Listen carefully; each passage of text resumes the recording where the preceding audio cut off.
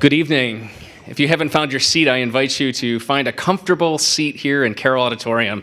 And for those joining us virtually, find a comfortable seat wherever you find yourself. Thank you for joining us. My name is Daniel Horan, and I'm professor of philosophy, religious studies, and theology here at St. Mary's College, where I have the absolute privilege of serving as the director of the Center for the Study of Spirituality. I'm delighted to welcome you to this lecture. But before introducing our guests, we have a few remarks, and I want to take a moment to say a word about the center. Founded in 1984 by Dr. Keith Egan with the support of the Sisters of the Holy Cross, and here I must pause to acknowledge Dr. Keith Egan is with us, and so many Sisters of the Holy Cross are joining us in person and virtually. Can I please ask for a round of thanks?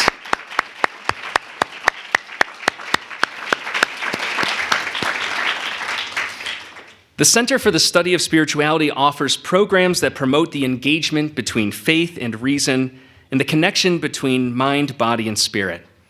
As an academic center, it is a hub for scholarly and public engagement, which draws on intellectual resources in the Catholic and broader Christian tradition, as well as how individuals practice faith in their daily lives to develop critical conversations around contemporary religious issues, especially as they relate to women's experiences in society, the academy, and the church. Before proceeding, we here at St. Mary's College wish to acknowledge that we are gathering on sacred land and to honor the native peoples who have been the traditional custodians of this place for generations. We particularly recognize the Pokagon Band of the Potawatomi and the Miami, who have cared for this land and its resources for many generations and continue to do so today. With deep gratitude, we recognize our native siblings and their cultures within our community, as well as acknowledging the land upon which we gather, pray, learn, and work. This annual Madeleva lecture is named after the late Sister Madeleva Wolf, who was a poet, a scholar, an educator, a higher education administrator, and a Sister of the Holy Cross. When Sister Madeleva was president of St. Mary's College, she established the groundbreaking School of Sacred Theology program, which was the first Catholic graduate program in the United States to admit women to study for master's and doctoral degrees in theology. The school thrived from 1943 until 1970. This annual lecture honors distinguished women theologians and other scholars of religion, and we are delighted that you're here with us today. In partnership with Paulus Press, and we want to acknowledge editor Donna Crilly, who is here representing our partners at Paulus Press, the annual Madeleva lecture is published every year as a small book, which makes this lecture accessible to a much broader audience. And now it's my honor to introduce this year's Madeleva lecturer. Dr. Natalia Imperatori-Lee is professor and chair of religious studies at Manhattan College in the Bronx, New York, where she also coordinates the Catholic Studies program. She's the author of 2 books. Her latest is titled Women and the Church, From Devil's Gateway to Discipleship. If that title doesn't catch your attention. And, plug, it's for sale in the atrium from the St. Mary's College bookstore. Her other book from 2018, published by Orbis, is called Quentame, Narrative in Ecclesial Present. Her work has appeared in a number of academic journals, including Theological Studies and the Journal of Feminist Studies and Religion. A Cuban-American native of Miami, Florida, Imperatori-Lee has served on the board of directors of the Catholic Theological Society of America and the Academy of Catholic Hispanic Theologians in the United States. She holds degrees from multiple universities, including her undergraduate degree from Fordham University in New York, her master's degree from the University of Chicago, and her Doctor of Philosophy, her PhD in theology, from a university we've never heard of called Notre Dame. Natalia lives in the Bronx with her spouse, Michael E. Lee, a fellow theologian, and their 2 sons. And maybe the thing most distinguishing about her today is that she speaks not only to academic audiences, to broad public audiences as well, including as an interviewed guest on the Francis Effect podcast, which was released this morning. So look that up if you haven't seen it. Tonight, Professor Imperatori-Lee will deliver the 2024 Madeleva lecture titled Bearers of an Idle Tale, women's authority in a credibility economy. Please join me in extending a warm St. Mary's College welcome to Professor Imperatori-Lee.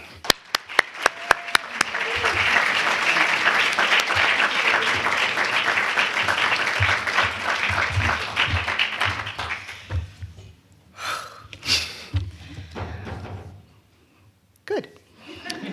Thank you so much, Dan, and to Dr. Julia Feder, to everyone at the St. Mary's Center for Spirituality, to Maria and Rebecca, the student workers who are also doing so much work to make tonight possible. Thank you all for being here.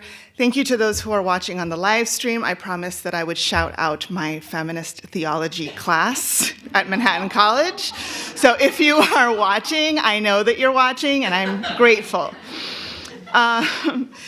I love being back in South Bend. The weather is exactly as I remember it.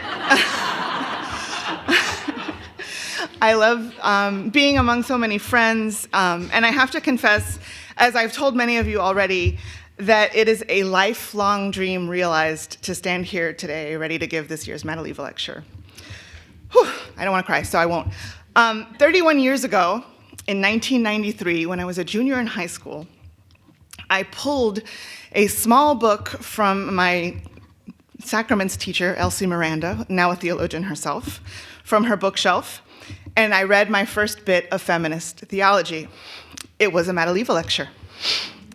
Sandra Schneider's Women and the Word, from 1986. Like any epiphany, it was a moment of radiance. It reoriented my life. It sparked ideas, the fruition of which I would only see decades later. The notion that our understanding of God is conditioned by our language, and that in examining and changing our language, we could come to grasp that God was beyond all of our human understanding, even of gender, was kind of a lot for a 16-year-old to wrap her mind around. But it was nothing short of life-changing, and it set me on a path that led me here. And so my overwhelming emotion today is gratitude.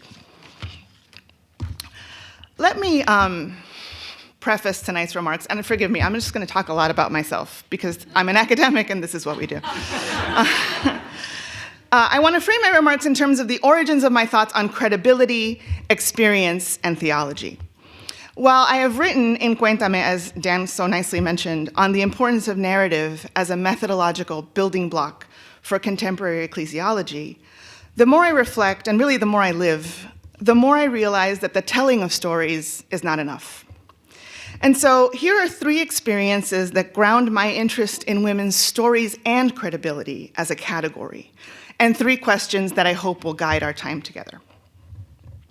So experience number 1, my first class in feminist theology. I was at Fordham in the fall of 1995 with Elizabeth Johnson, who had previously taught 3rd grade, and therefore laid out very systematically and quite thoroughly all of the work that women had done in theology to get us to where we were that day. In reading the Bible against the grain with Phyllis Tribble and Sandra Schneiders and many others. In asking questions about the sexism inherent in Catholic theology with Mary Daly and Rosemary Radford Ruther and many others. And in reconstructing the Christian message about God, about the church, and about Christ with her own work. What an eye-opening semester that was. I moved through a thought cycle that's probably only possible for a sophomore in college.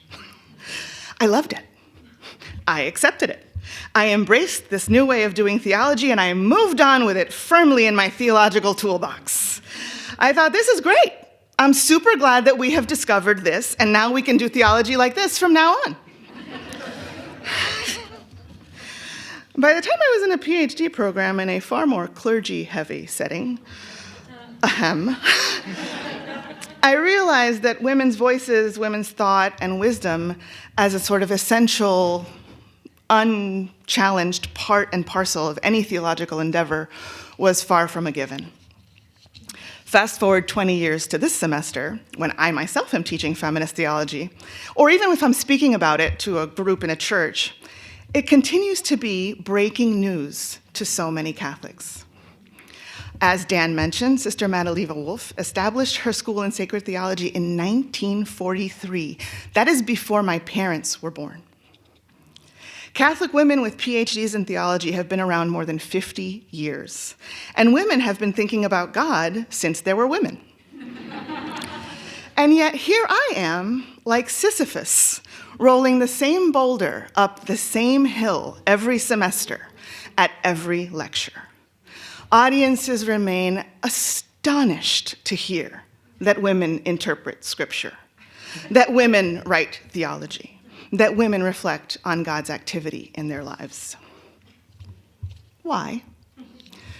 One theory is that it is intentional, as in the patriarchy, the social order that is geared to the advantage of heterosexual white men, deliberately obscures women's thought, in this case, their theological thought, so that each subsequent generation of thinkers is forced to retread the same ground.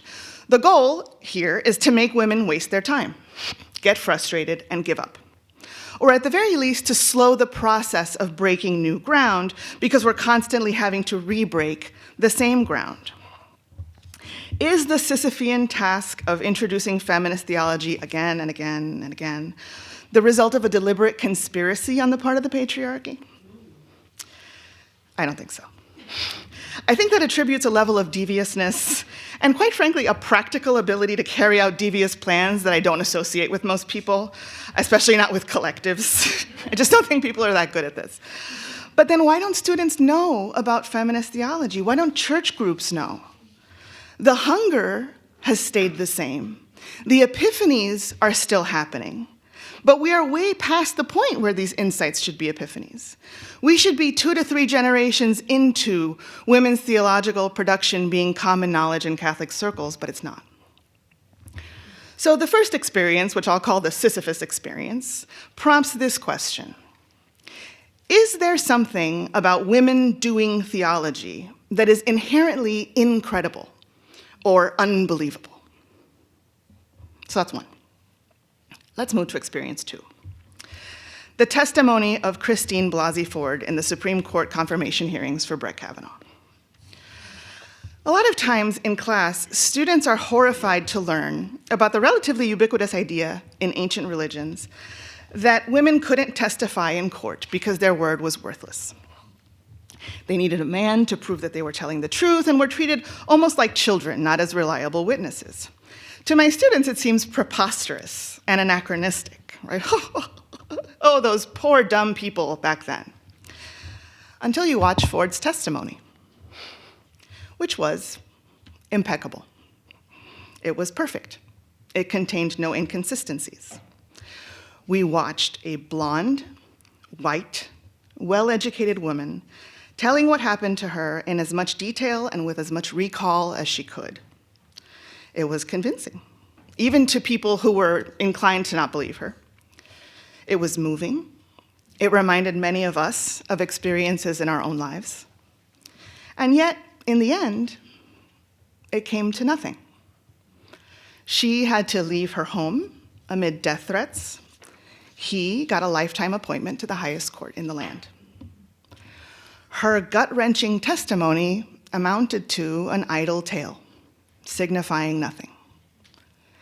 Collectively, publicly, women were reminded that it didn't matter how much or how clearly they remembered.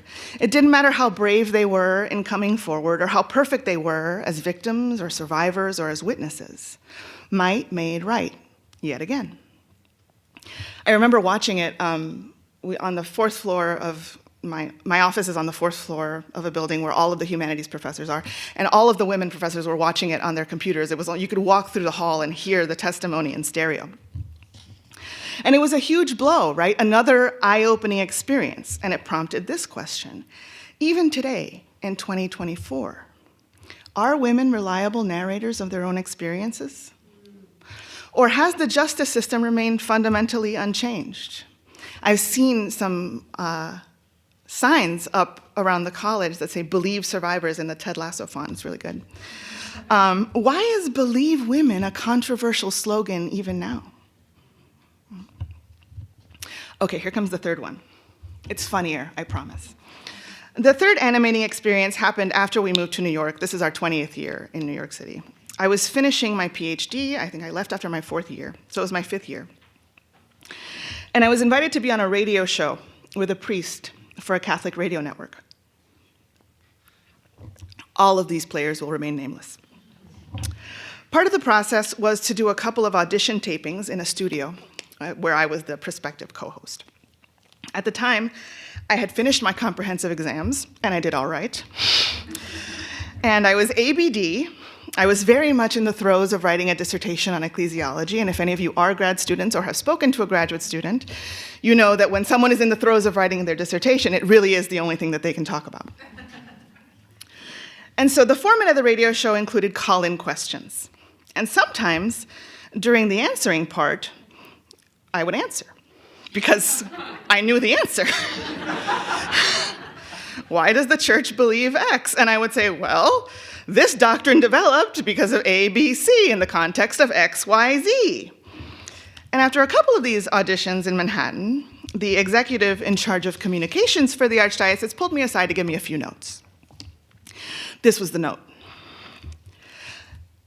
You know, listeners don't want to hear you explaining church doctrine. They want to hear that from Father. But I naively thought, I'm the one who's about to get this PhD. I have 10 years of theological study under my belt, and he's got like 3 to 5. But it didn't matter, did it? Because whoever the listeners were, and I suspect it was the people in charge at the Archdiocese, didn't want to hear me talking about doctrine. They wanted it to come from Father. So that's my final question. Why is Father, whoever he is, and many of you are here, and that's fine. Seriously, I'm totally good. Why is Father believable as a source of doctrinal knowledge or explanatory narrative, but not doctor or professor or young upstart ABD person with a lot of theological training? Right?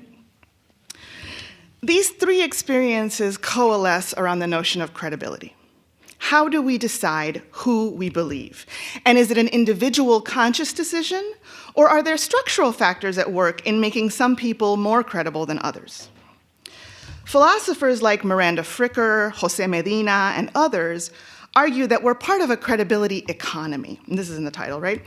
A web of reciprocal relationships wherein there's an imbalance of power related to believability.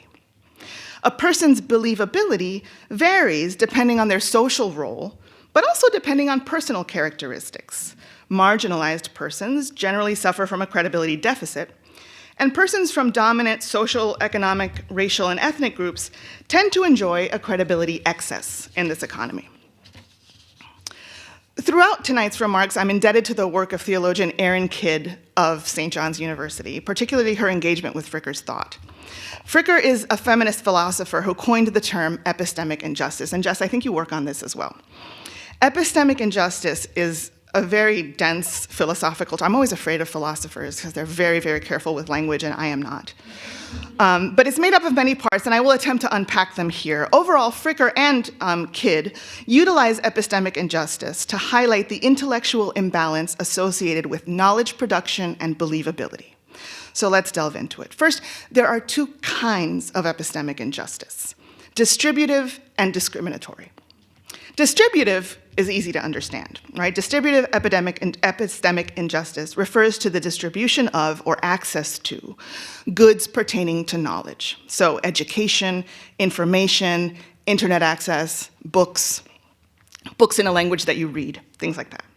Not all of us have equitable access to education and the rest of those things. Therefore, injustice is present.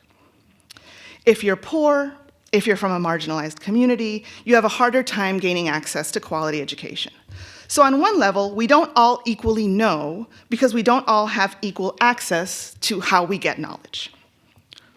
That's the one. The second kind of epistemic injustice is discriminatory.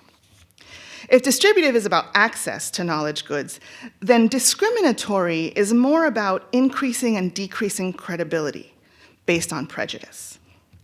That prejudice can be individual or structural. And this is where I think epistemic injustice intersects with feminist theology in important ways for me. Individual discriminatory epistemic injustice, which is a mouthful.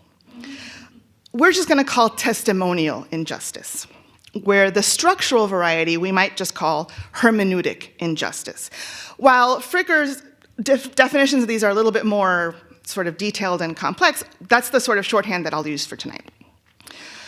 What makes a person credible? Credibility attaches to a person either because of their role or because of personal characteristics. And similarly, role and personal characteristics can cause credibility to decrease. Individually, a hearer can be prejudiced. So if Magda says something, but there is a quality about her that I find somewhat distasteful or untrustworthy, it causes me not to put my trust in her word, right? I give her less credibility. If I'm prejudiced against non-white persons, then I'm inclined not to believe them. I perceive them as less credible.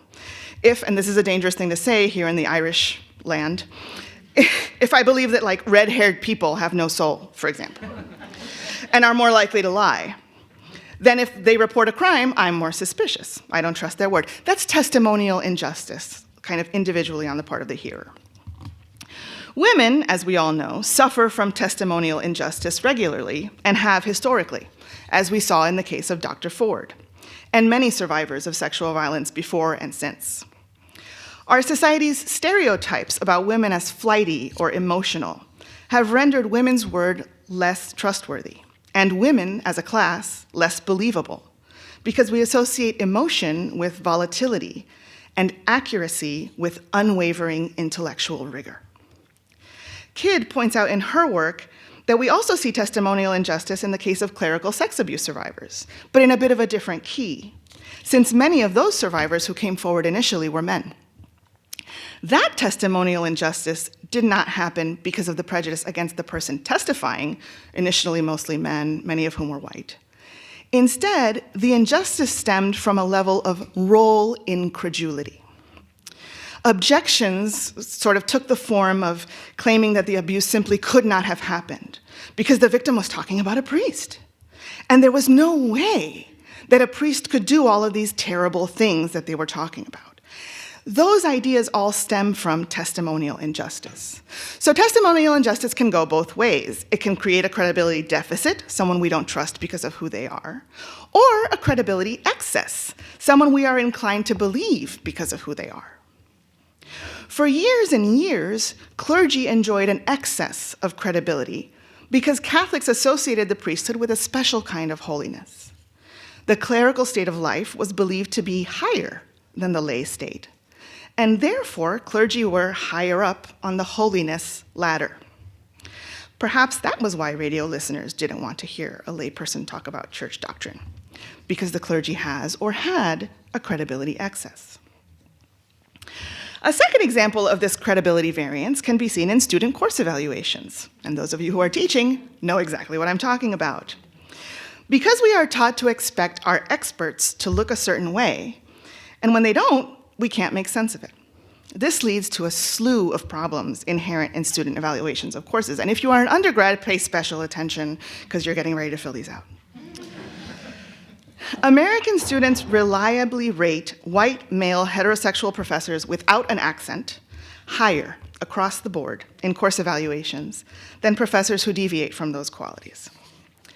Male professors are 2 to 3 times more likely to be described as brilliant or genius by their students, whereas women are more likely to be described according to affective terms like nice or not nice, or much worse than that. I kept it PG. Women who conform to gender roles like nurturing, kindness, gentleness, smiling score higher, but still overall lower than the men do, given that women's prescribed gender role is about being nice and men's is about being smart. Women professors, and this is exacerbated intersectionally with the compounding prejudices of race, gender, sexual orientation, language proficiency, cannot attain the level of brilliance of their male counterparts because students, and really all of us, are trained not to believe that experts look like women. Again, this credibility deficit coincides with the phenomenon of role incredulity. Experts aren't supposed to look like Black women, so students tend to disbelieve Black women professors.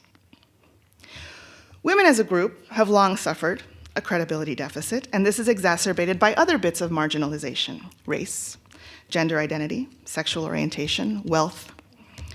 We've seen how intersectionality and the identities therein affect credibility in our country's long history with racism, for example.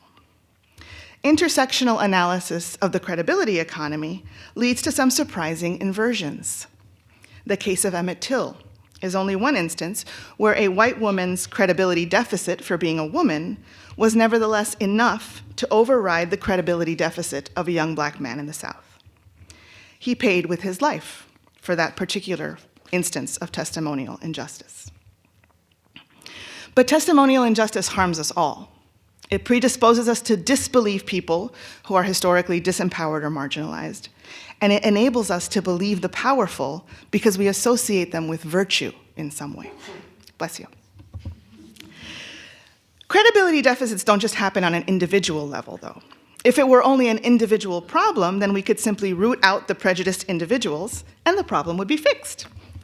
But like all of our prejudices, there's a structural component to epistemic injustice. Fricker calls this communal or structural component hermeneutical injustice, which means it's a type of injustice that has to do with meaning-making or interpretation. I like to think of it as shut out of the storytelling injustice. Hermeneutical injustice happens when a marginalized group is excluded from the social process of meaning-making, and therefore lack the words, the concepts, the interpretive tools to explain their experiences to others, or even to understand these experiences themselves. Fricker terms this a gap in collective understanding that exists because of the relative powerlessness or isolation of the people experiencing that situation. So like, the best example that literally just came to me in the hotel when I was going over this was the Me Too movement, right? All of these people had been having these experiences, and it wasn't until Me Too, Me Too, Me Too, Me Too sort of took over, after Tarana Burke coined it, took over the Twitter, to make visible the ubiquity of sexual harassment in women's lives. I have two other examples of it as well. Domestic violence. Domestic violence and or marital rape was inconceivable, in that it was inconceivable that it would constitute a crime. When men were charged with making and interpreting laws, and women weren't viewed as human beings, but as possessions, you cannot imagine that something like intimate partner violence would be criminal activity. The criminalization of domestic violence took a long time and was helped along very much not just by women's activism, though that was important, but by the invention of the Polaroid camera, which allowed women to retain evidence of bruises and other signs of violence to kind of keep in the back of their closets for when they were ready to come forward with their stories. They had physical evidence to show. Intimate partner violence remains ubiquitous but underreported. Advocacy organizations estimate that 35% of women and 25% of men experience some sort of intimate partner violence in their lifetime. The number is higher for college students. Indiana ranks 6th, I think, in the nation of states with intimate partner violence prosecutions. The prevalence of sexual assault on college campuses, as we know, is staggering. And the dearth of prosecutions for these crimes is equally astonishing. Only since the advent of consciousness-raising groups in second-wave feminism and subsequent have women been able to come together and recognize those, oh yeah, right? Judith Plaskow calls them those yeah moments that she had at Yale, right? Sitting around and being like, yeah, that guy did that to me too. Yeah, that professor ignores me too. Yeah.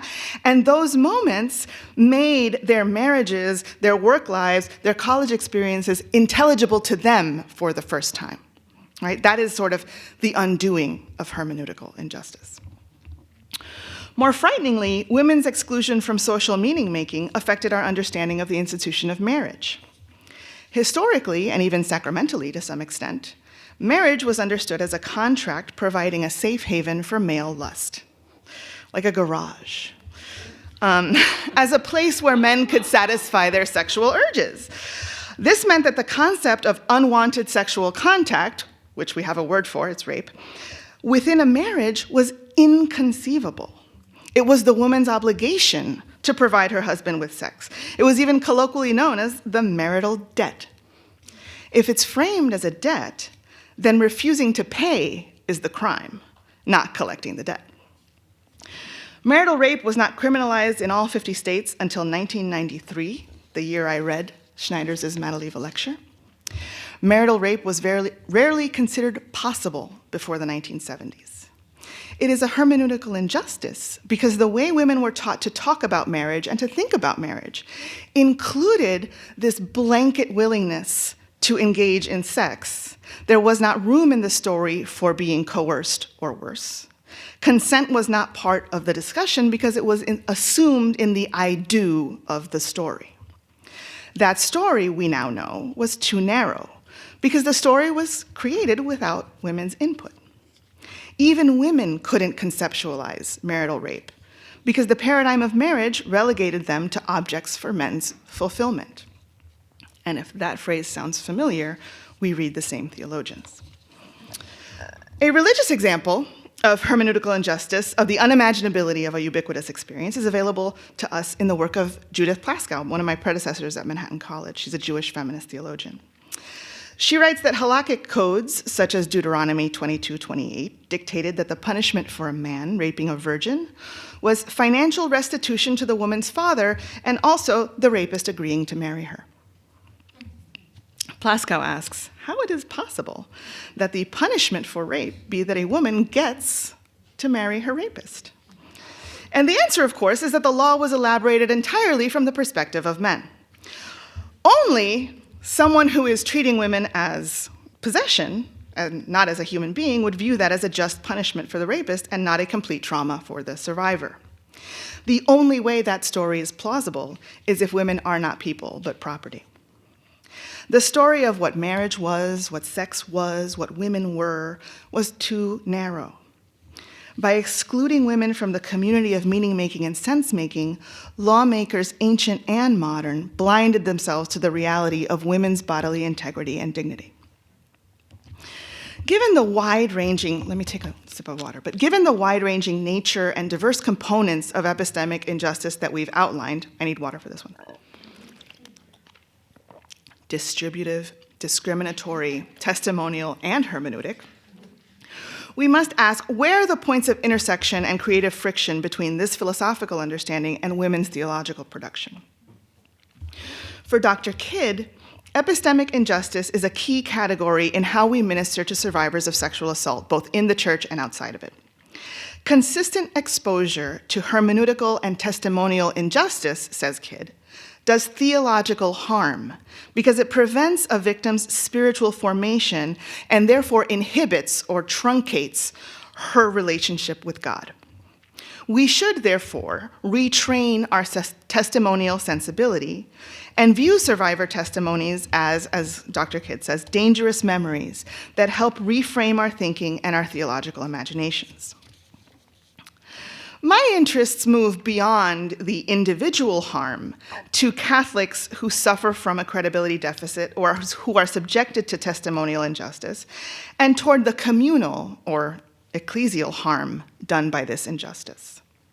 Toward the end of her piece in Theological Studies, which I strongly recommend that you read, Dr. Kidd suggests that, quote, who does theology and whose theology is listened to matters. So we should look at the demographics of who historically has done theology, who is ordained, whose theology is read in seminaries, who is allowed to preach, et cetera, end quote, to get a sense of where our epistemic justice is rooted, or epistemic injustice is rooted. Not only does this injustice harm an individual in her quest for spiritual development, to be known and understood and understand herself as loved by God, but epistemic injustice also harms the church as a communal entity and prevents it from being a sacrament of salvation by blinding the church to the complexities of human dignity, to the gifts of those who lack a credibility excess, and to the authority of those who suffer from role incredulity. Plaskow makes a radical claim in Standing Again at Sinai, arguing that since the Torah records the impressions and revelations of God's own self to men, There cannot truly be Judaism without the Torah that was revealed and is revealed to women. And women must still create this. Similarly, I'd like to argue that the church is hopelessly handicapped, less than what it needs to be, as long as it continues to ignore theology done by women, as long as women suffer from the epistemic injustice perpetrated by clericalism and by deficient dogmatic understandings of women's nature. As long as women are shut out of the conversations, out of seminaries, and out of ordained ministry, the church fails to witness to the fullness of the reality of God. How? 3 ways. I was trained by Jesuits. Matt's laughing. First, the gender story told by the church. Complementarianism. It's okay, I want to throw things too. Complementarianism exemplifies hermeneutical injustice. Claiming exemption from gender theory, whatever that is, the Vatican has nevertheless time and again asserted that men and women are different but complementary. Complementarity is a theoretical system of gender that is binary in its nature and ultimately relies on an essentialist biology is destiny kind of reasoning. Women have uteruses and therefore are meant to make space for the other. Men are, in an Aristotelian Thomistic mashup for the ages, the active principle in sex, and therefore are the principal actors in public life, in decision-making, and in their families. Women are nurturing and emotional, men are pragmatic and intellectual. This binary notion of gender is increasingly outdated and unscientific, but the church continues to double down on it, even this week. John Paul II, Pope St. John Paul II, asserted in Mulieris Dignitatem that women possess a universal vocation to maternity, whether physical or spiritual. Of course, we know that many women cannot be mothers, and many more will not be mothers, physically or spiritually, because that is simply not their life's path. But the story of women as mother is so powerful that despite the many persons who proclaim themselves exceptions to this gender story, and the many ways that the church implicitly acknowledges the inadequacy of this stance on women and motherhood, such as acknowledging that infertility is not a sin, or marrying people who are past childbearing age. As a church, we cannot seem to break out of this theological language. And so we find even Pope Francis's dicastery for the doctrine of the faith, despite its progressive stances on so many issues, rendered incapable of talking about women as anything but enhancements, albeit important enhancements, whatever that means, to the church's project. Francis famously called women theologians the strawberries on the theological cake. Remember that one? That was a great one. Oh. More recently, he said that women bring beauty and care to the world. Always softness, always aesthetics, always a gentleness that is a complement to men's harsh, unwavering, uncaring rationality. Excluding women from meaning-making results in an image of women always in relation, never self-determined, but rather over-determined by the male other, as mother, as wife, as bride, as nurturer, as adornment. Structurally enforced hermeneutical injustice prevents women from naming the revelation they have received. And when they do, it is classified as mysticism, or reflection, or beauty. I have to take a little aside here. The worst instance of sexism that was, the worst sexism I got, someone did a sexism to me. And the worst one, it was done by a woman academic, and I will never say her name. But I was giving, it was part of a panel to talk about maybe the beginning of Francis's pontificate. And everyone was giving, big boy lectures on Francis's pontificate. Edward Hannenberg will talk about, Francis's ecclesiology, and so will talk about Francis's theology of God. And Natalia Imperatori-Lee, a woman and mother, will reflect on Francis's. And I was like, why do I get to reflect, but they get to think? Anyway, we all have a part to play in the patriarchy. We don't just reflect, right? We're allowed to think. Reflecting even is an in-relation sort of thing, right? Mirrors reflect. They don't create. Anyway. The magisterium lacks a category for women's theological rigor because their gender theory excludes women epistemologically as knowers. Women as anything but persons in relation becomes a category that, as Jose Medina notes, suffers from the sin of unimaginability. Beyond ignorance, the incapacity to conceive of something. Unimaginability, this is the second one. Unimaginability exists too in our church's pervasive commitment to the maleness of God. Why am I still talking about this nearly 40 years after Sandra Schneider stood here? And even more since Mary Daly noted the correlation between God's imagined gender and the social hierarchy we see on earth. Ecclesially, this magisterium's continued commitment to the so-called Marian and Petrine principles in the church hobbles the people of God by shoehorning the church into a binary that is both non-biblical and nonsensical. Despite women's protests, despite the ease with which these binary principles crumble when, for example, theologians are forced to make the case that laymen are part of the Marian principle, but women cannot for any reason participate in the Petrine one, the Vatican remains steadfast in its dedication to this Balthasarian imagery. The binary proves to be quite fragile under scrutiny, and yet it enjoys prominence in official church documents. Might this be because of the credibility excess of thinkers like Balthasar among the clerical class? All talk of respecting women and their vocations, of valuing women as decision makers and givers of input, remains a marginal possibility at best, as long as these categories remain in vogue. My last point, number 3, is about women's credibility deficit and the credibility deficit of all non-clergy in our hierarchical church. Much has been made in the pontificate of Francis of becoming what he calls a listening church.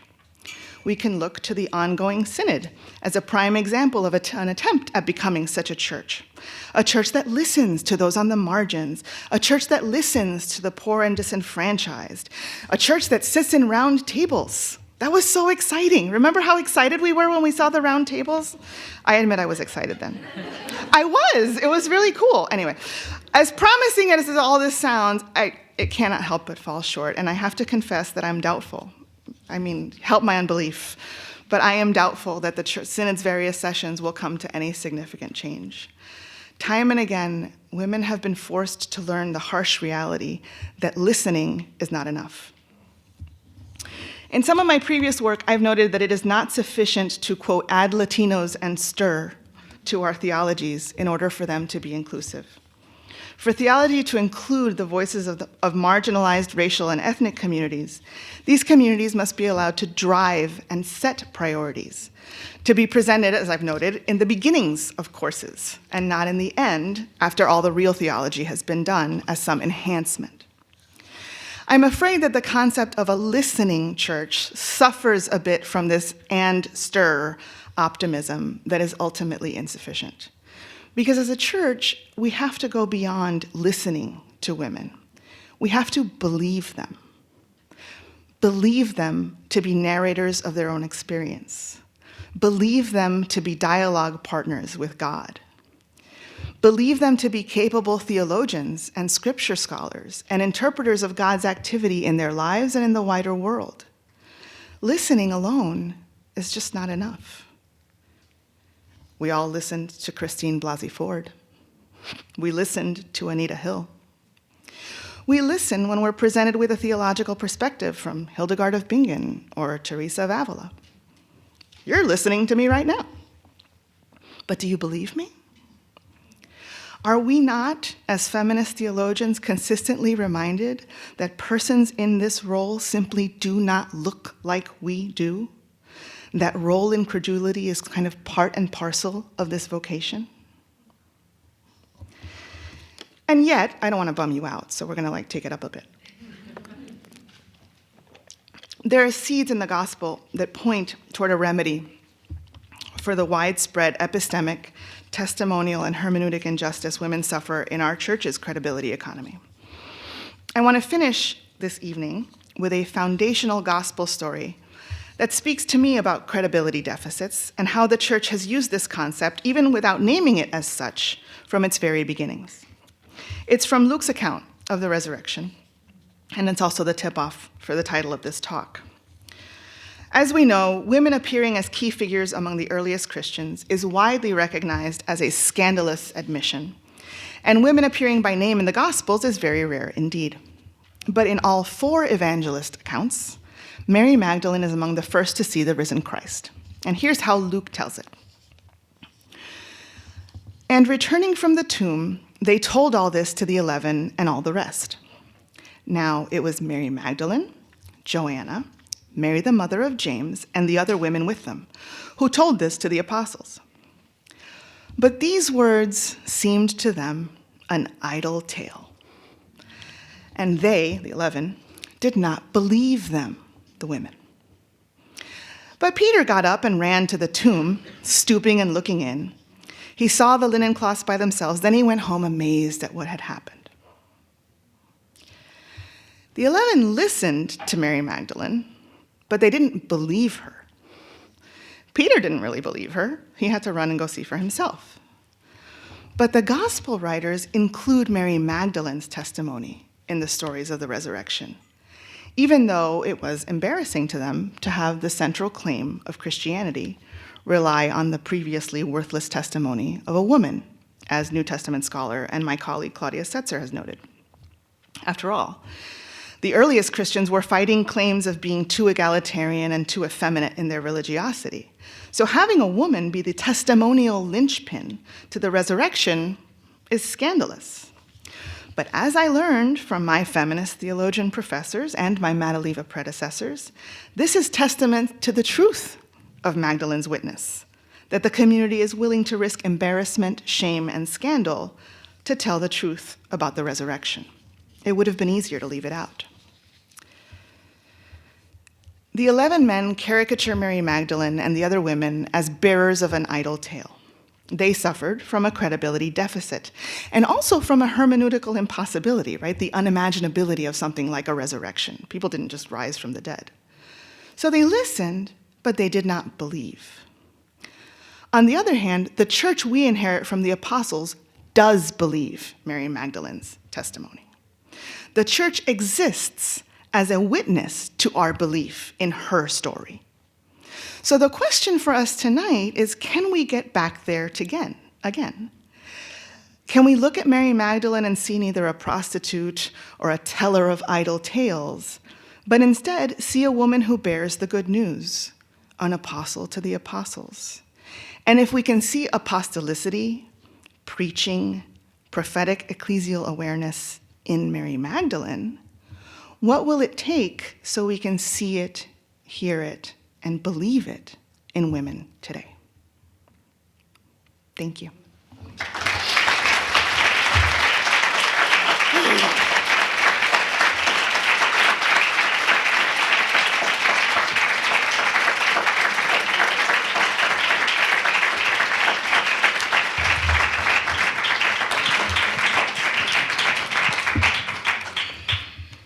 So we have some time now for questions and comments from our audience. We have 2 microphones on either end of the auditorium, so please raise your hand and we'll find you. This is the fun part.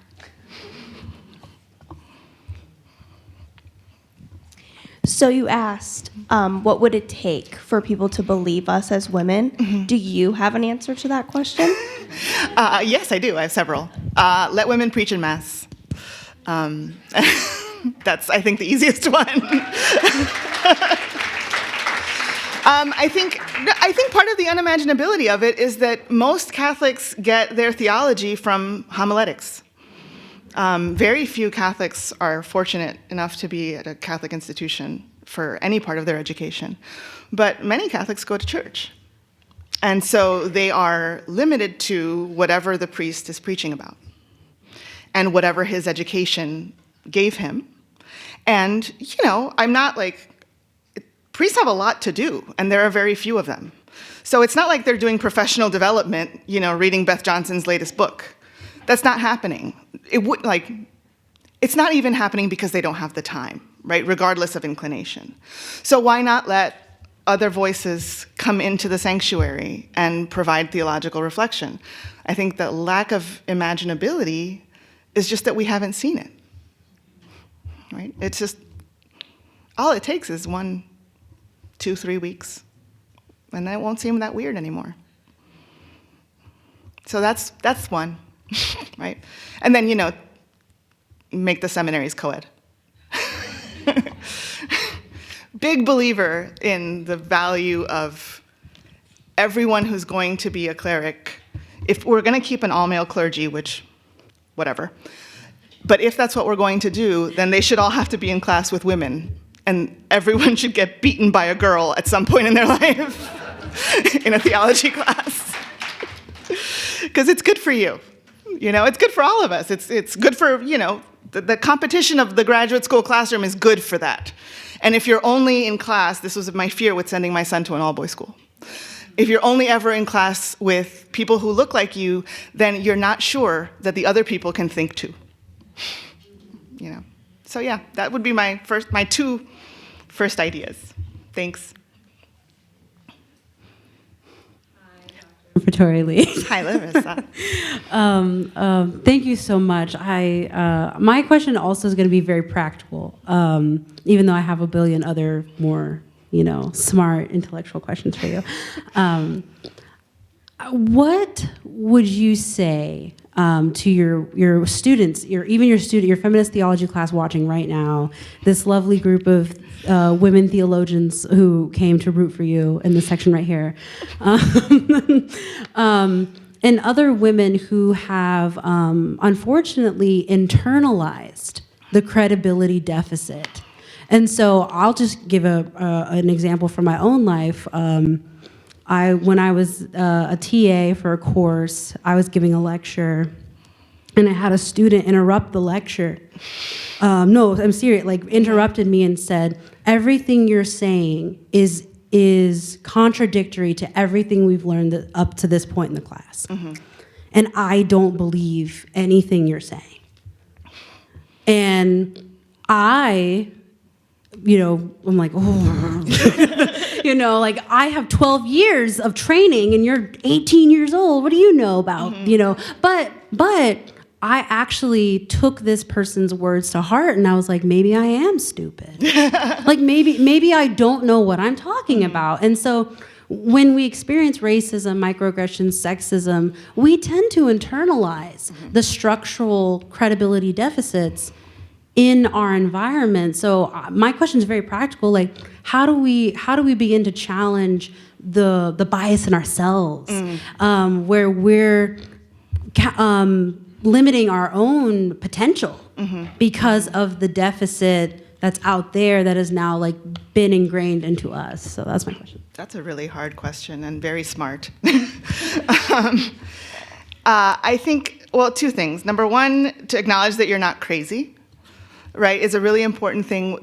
This is where those consciousness-raising groups are really important, right? And this is my second point. Community is what community of people who are going through the same thing. I think all of us, regardless of our gender or our sex or our sexual orientation, only ever remember the bad things that people have said on our course evaluations, right? I mean, I can get 60, she's the best person in the whole wide world, and 1, she's really disorganized, and I'm like, oh my God, I'm really disorganized. They're right.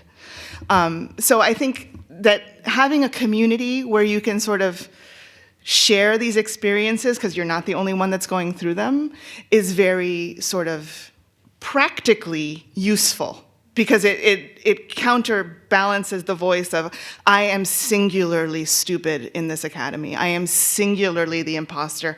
I am singularly the one that someone's going to eventually find out doesn't belong here. That's a shared, and even before we had the term imposter syndrome, remember before that? And we all thought we were just fooling everybody, and then it turns out it was a syndrome, and we're like, oh, thank God. Wait, everyone else thought they were fooling everyone too. And there was such a sort of, it really brought the anxiety down.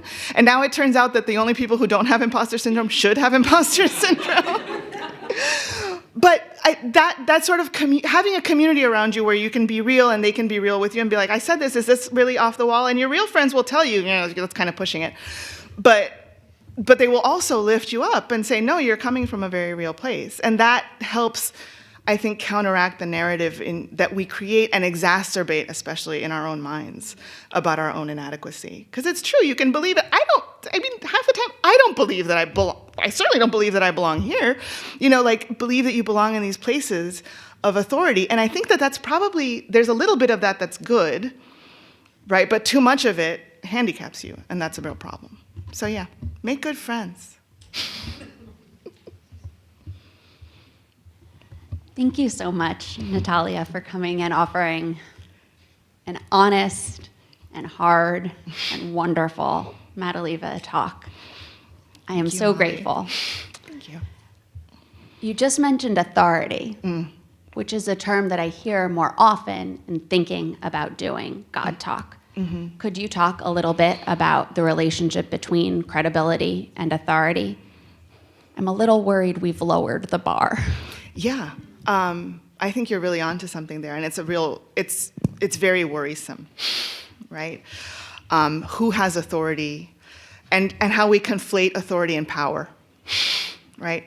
Authority, the way I learned it, I feel like as an undergraduate, is that authority that's something that comes from being genuine, right? So Martin Luther King Jr. had authority, even though in the society he was in, he had very little power. But he ended up with power because he had authority, right? I don't know that that is necessarily the way that we use authority in church circles, right? I think that we use it as a substitute for power. And that's problematic because there are authoritative voices that are permanently excluded from the power structure. And so how do you break into that, or break that divide, right? I know that there are people in the audience who know a lot about speaking with authority, so I'm going to be very careful here. But but I think that this is a massive issue. And so the role and credulity of women in any sort of position of ecclesial authority is very problematic. You can see that in the pushback that Francis has gotten, even in naming women to secondary roles in dicasteries, right? People are freaking out about that because of the inhospitability of those spaces for women. And again, it's not even feminists necessarily. It's just anyone who is shaped like a woman in that space is seen as sort of undermining the authority of the chair of Peter or something. And I think that one of the things I hope to kind of look a little bit more into is what are the remedies for this, right? Medina talks about epistemic friction. I think Fricker talks about virtuous listening. There have to be some sort of strategies that we can do. Although I hate listening, I genuinely think that listening is something that can be ignored after you did it, right? Because we've seen it happen a bunch of times, right? You listen, and then go back and do the same thing again. So I don't know that virtuous listening is going to be my way, but epistemic friction, kind of bringing people together who have very different epistemic horizons and seeing what is generated there might be a remedy. But I think authority is something that's really a crisis in the church right now. I see it in my students who ascribe zero authority. They're post-Catholic. They're not at Notre Dame. They're not at St. Mary's. They don't have that sort of prior commitment to religiosity. So for them, the church has no authority, and you sort of have to make a case for it. And that's very hard to do, So yeah, I think that you're hitting on kind of the salient point, as ever, Molly. I love this notion of the call to the listening that leads to conversion. Yeah. Mm-hmm.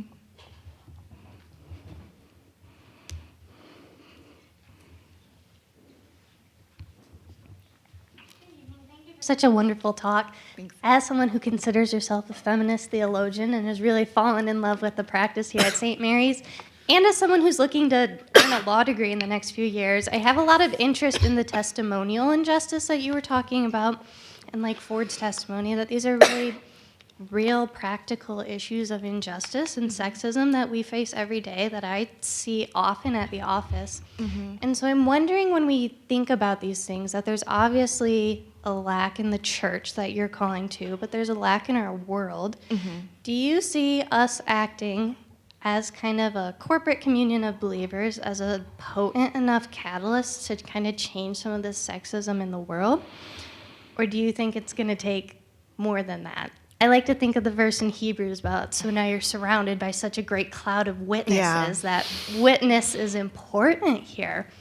So how do you see the church becoming that witness to the secular world as well, and the onus not falling on the women who need the credibility yet still?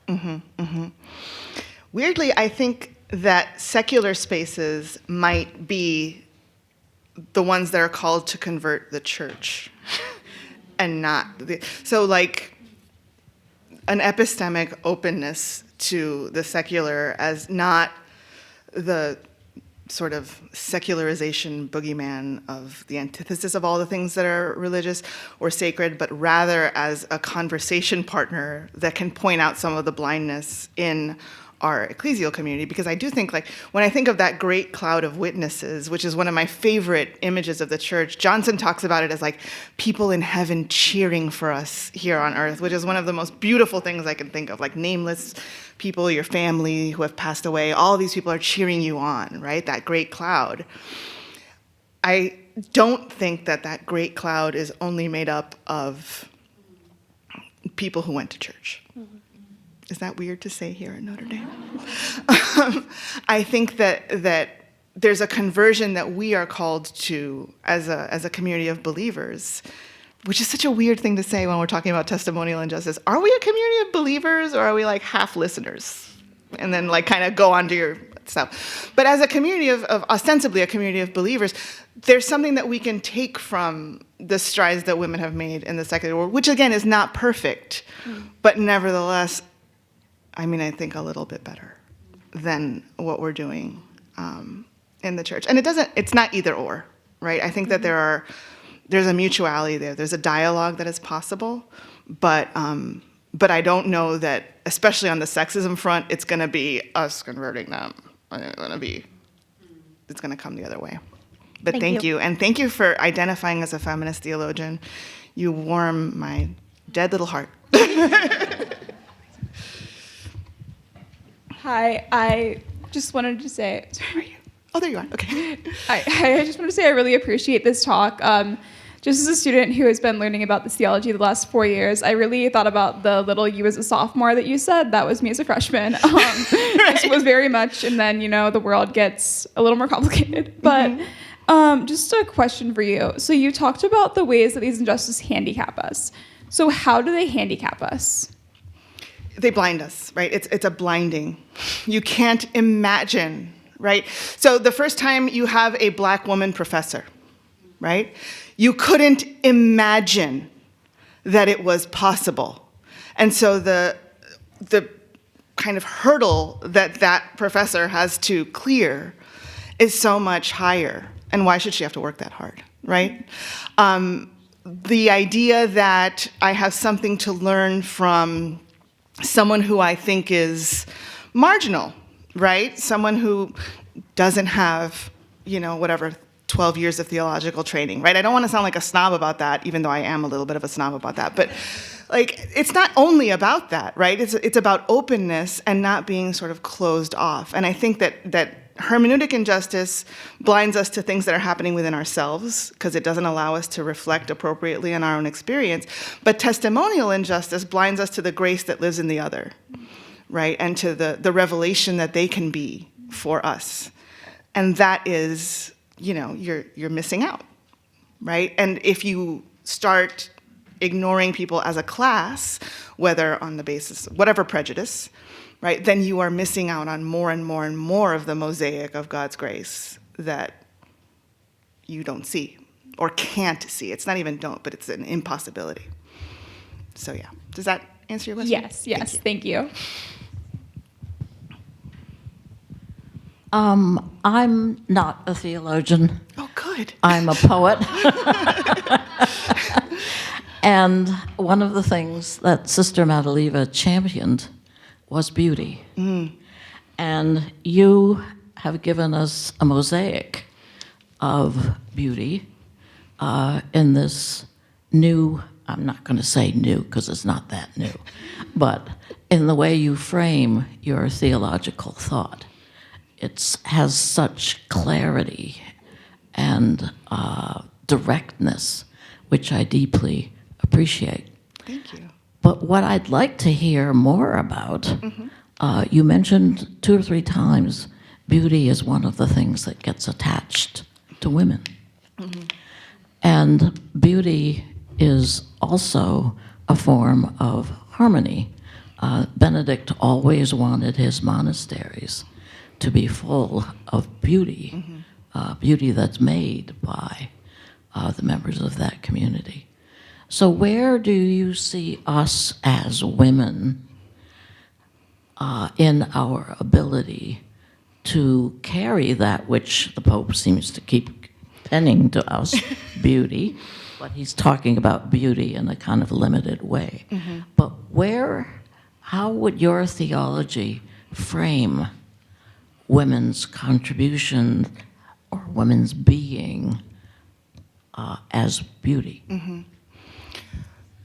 That's an excellent question. Thank you very much. I think this frame is calling for the beautiful, right? The good, the true, and the beautiful, this idea of God as the good, the true, and the beautiful. For the beautiful not to be only on the shoulders of women, but rather to have a more expansive view, which I think Benedict shared, right? An expansive view of beauty, where beauty is not limited to adornment or enhancement, but rather is a central part of revelation, but not the part that gets assigned to women, right? Not the particular assignment, like let the boys take care of the thinking and you guys can do the art, right? Because that doesn't work either, right? All the great artists end up being men. All the recognized great artists end up being men. So I think what I'm arguing for is a more sort of expansive, egalitarian, shared idea where all of us are instantiating or working toward or trying to create more beauty in the world, right? When we say that sexism hurts us all, it doesn't just hurt women by burdening us with only like being able to decorate the altar with flowers to like really minimize things. But it also handicaps men. It doesn't allow men to decorate the altar with flowers if that is their gift, right? It also inhibits, because it separates us, it inhibits men from filling out their full vocation and the fullness of God's life in them. And so I think what I'm arguing for is not that beauty has no place or that beauty should be sort of like a junior varsity sort of kind of God or kind of image of God, but rather that it, like goodness or virtue or truth, should be something that all of the people of God are called to revel in and share and contribute to the community, not just the sort of special province of one sex. So we have time for maybe one more question before some closing announcements, and you're the closest to me. Thank you. I'll talk to you after.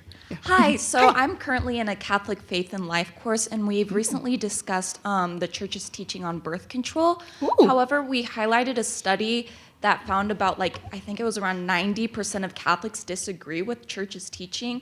Why do you think the church has not changed its stance on birth control? Thanks, Dan. Sorry.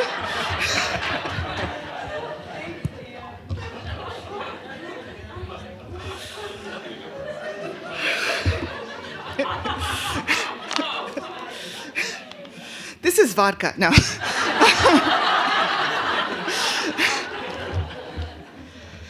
I've seen that study. I teach that study.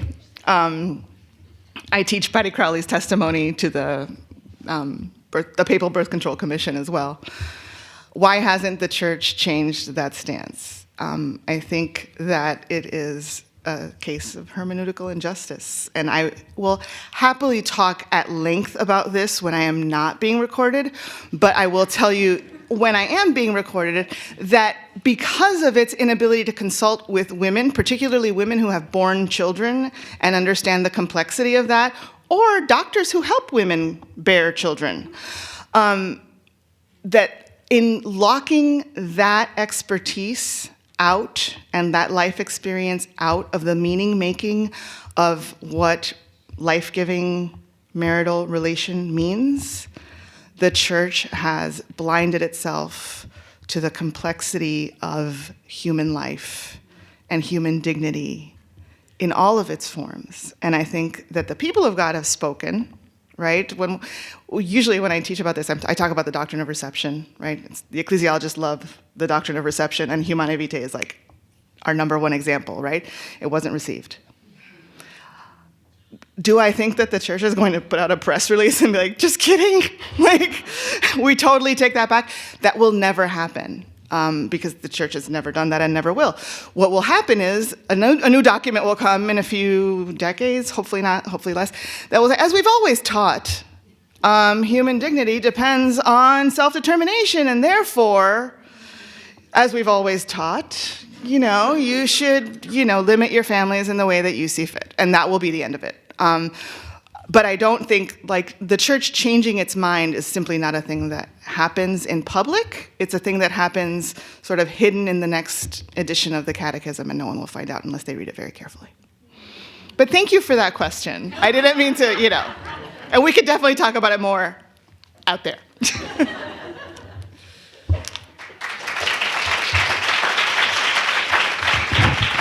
wait, you have a bunch of things to talk about now, so I am going to move. Thank you. Please join me again. You already started, but thank you, Dr. Imperatori-Lee.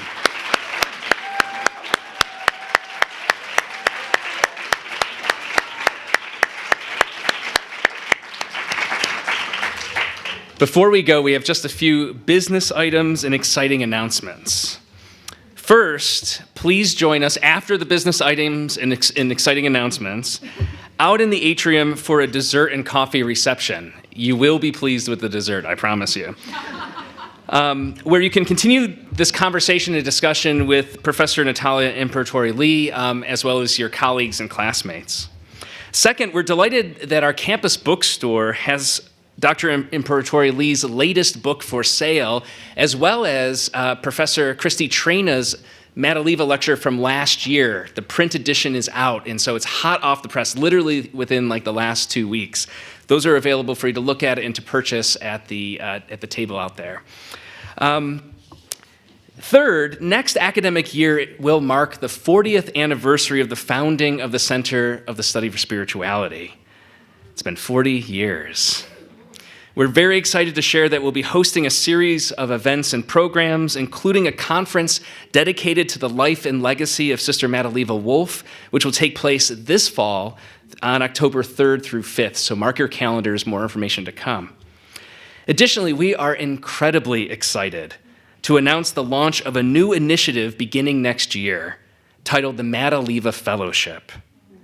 This program, made possible by the generous support of a donor this year, will support a selection of women doctoral candidates in the study of theology and religion to come to campus to participate in events and workshops connected with this annual Madeleva lecture.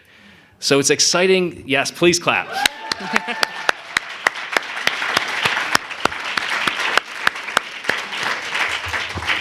More information about this program is to follow, so keep an eye out at the Center for the Study of Spirituality's website and further announcements. Last but absolutely not least, as is our tradition, it is my pleasure to announce the 2025 Madeleva Lecturer. Next year's Madeleva Lecturer, the 40th anniversary lecture, will be delivered by Dr. Kathleen Cummings, who happens to be with us this evening.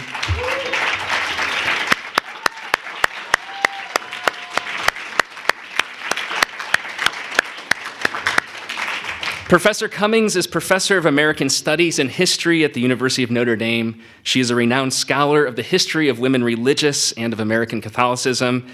And if you don't read American Catholic history, you may see her on such programs as CNN and MSNBC, and a great commentator on all things in the life of the Catholic Church. Dr. Cummings also served as the director of the Cushwa Center for the study of American Catholicism at the University of Notre Dame for more than a decade. Next year's Madeleva lecture will take place in this place, same bat time, same bat channel, on Thursday, April 10th, 2025. Please mark your calendars. We'll certainly be reminding you. And we're delighted. Last year, this current Madeleva lecturer, Professor Imperatori-Lee, was watching us via the live stream. We're so honored to have next year's lecturer join us in person. So feel free to congratulate her and the 2024 lecturer out in the atrium over some delicious desserts. Thank you again to everybody who came in person and joined us online. Thanks especially to Dr. Julia Fetter, to Maria Dock, and to Rebecca Holm from the Center for the Study of Spirituality for making this possible. Have a great evening, everybody.